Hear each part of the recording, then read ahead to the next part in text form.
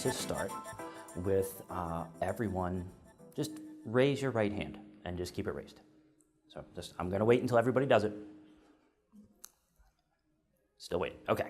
So guaranteed, no, keep it up, keep it up, keep it up. So guaranteed everybody here speaks one language. Okay? Now, not counting vacation Spanish, cervezas, margaritas, everyone who doesn't speak any more than one language, please lower your hand. So for anyone who speaks more than one language, keep your hand raised. Okay, so that's, you speak at least 2 languages. Now next, who speaks 3 languages or more? Interesting, thank you. We can all lower our hands. You just raised your hands, got your blood pumping a little bit differently. You looked up from your screens for a little bit.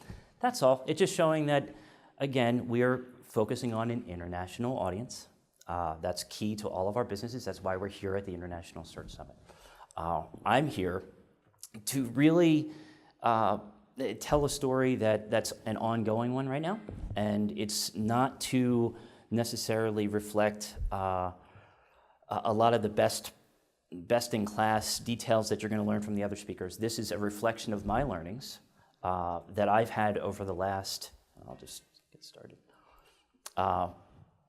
since 1999-ish. I've learned a lot, and I'm here to show you how that's being reflected in real practice.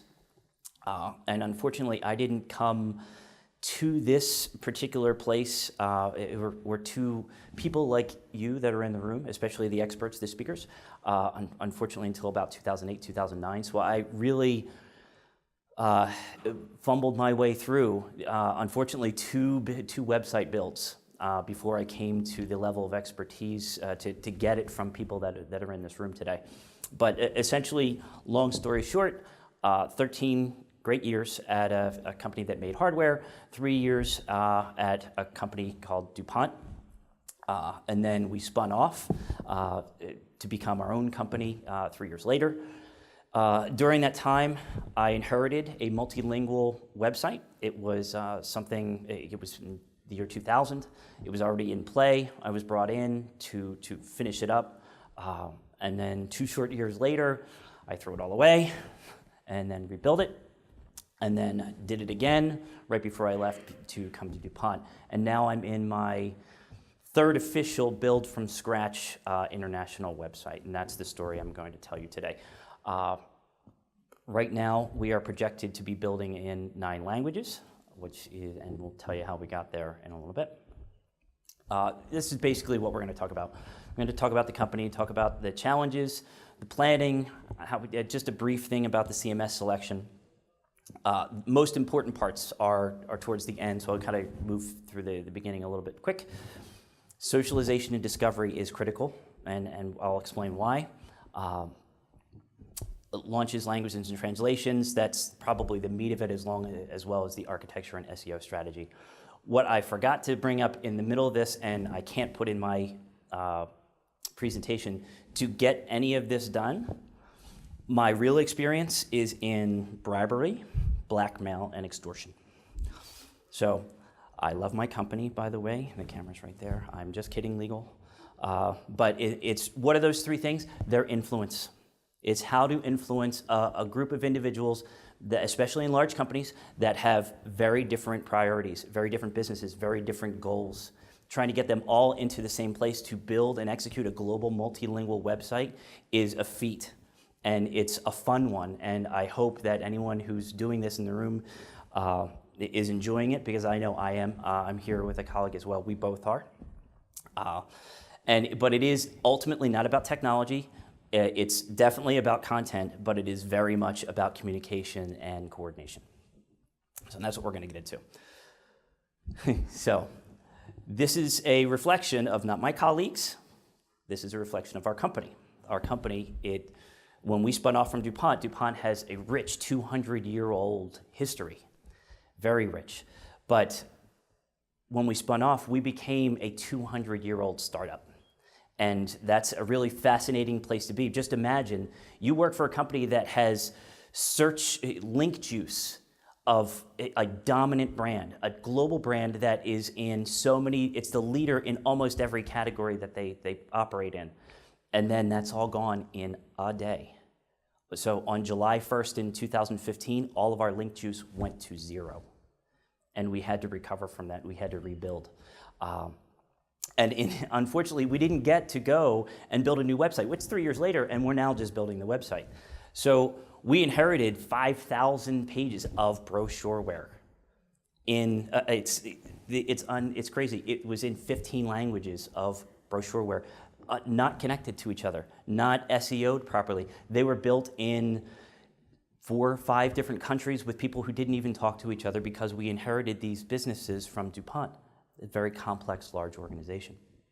So we then had to plan for managing the content, and then thankfully the leadership put us on the path to where we are today, which is building a new website. So our challenge, it's not just one website, it's 8. It's a master brand website, Chemours, and 7 power brands. So those 7 power brands will operate together, but they'll also operate independently, and we'll talk about that in a little bit. We also, in addition to that, we have major brands that weren't considered to be large enough or funded well enough that still needed to be on the website. So those aren't represented by their own brand, they're wrapped up in the corporate brand, which creates an additional level of complications. And in addition to that, we have to bring in a whole new technology platform. So in order to make this a success, so this is we're coming up to a tip here. So we have Chemours.com, and we have brands like TyPure.com, Opteon.com, Teflon.com. There are 3 of the 7 power brands. How do we do this with a 5-person team? That's it. That's all that we have. 5-person doing global digital marketing, social media, paid search, with agency support, of course, but we have 5 people running this. We augment the staff a little bit, but essentially, how do we build this so that 5 people can manage this moving forward? And the way that we chose to do that is to build this all in the same template system. It's all together. It's using common elements and sharing them between each other, creating templates that are reflective of the master brand, but then gets translated from a branding and communication standpoint into the individual sites. This is how we chose to build our site. You may choose to do things differently. This is certainly not the only way, but this is our way that we're choosing to maximize the ability of our team to do this without falling apart. What good looks like is in 3 years, maybe the team is augmented by 2 or 3 regional people so that we have had phenomenal success, and we need to really tune those regional sites better. What good does not look like is this thing is fragmented and it's unmanaged.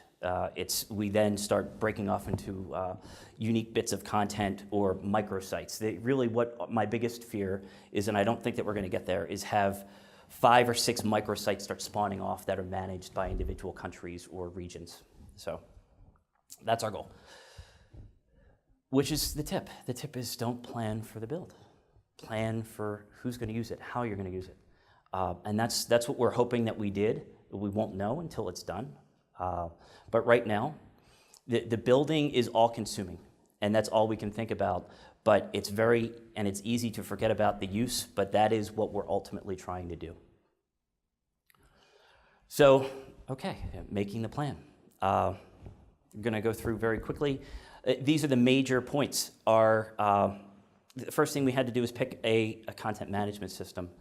So we needed to make sure that we had native language support. We needed to make sure that we were working with an international organization or a CMS that had a global footprint in the places that we needed to be in.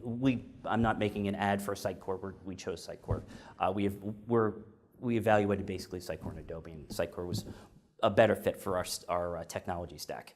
But we needed to have the language management capabilities. Most of the big CMSs have that. The workflow, they have that too, but it was the number one thing for us was our stack. Since we were an Azure house, we needed to make sure we picked up a tool that had inherent Azure connects and was built on that. So we could have very easily have gone with Adobe. It's also a fantastic product, but Sitecore was a better fit for us.